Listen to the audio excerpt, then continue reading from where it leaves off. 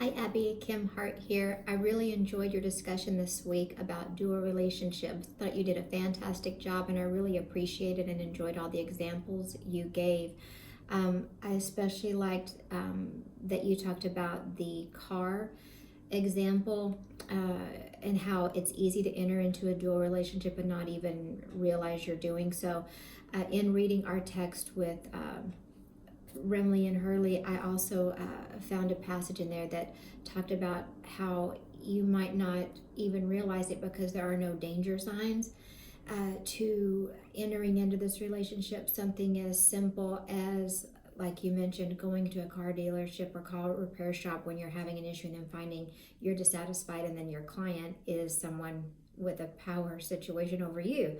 So it's kind of an interesting shift in balance, and I hadn't considered before this what all those could look like, especially if you're in a small town. But what I found most interesting that you talked about in how to mitigate that was with the redirection in not living where you work. And that was profound. It makes a lot of sense that if you're in a smaller area, if you don't live where you work, obviously you lessen the opportunity to run into people in those situations where you could compromise your relationship and end up in a dual relationship with a client. So I really appreciated that example you gave. That hit home for me.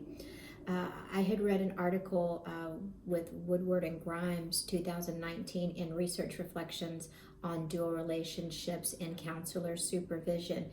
And they also talked about establishing clear boundaries and the importance of doing so and setting expectations early on, because I often, like you said, our clients are already in vulnerable situations. And then if and when a counselor starts to put forth their thoughts, it could shift the balance of power, and then, like you mentioned, create a whole other ethical situation whereby the counselor is getting more things are what they need versus what the client needs, and it can create a whole disruption in the therapeutic relationship. So I thought you gave fantastic examples and did a great job of talking about mitigation and ways to do that, and I enjoyed it very much. Thank you.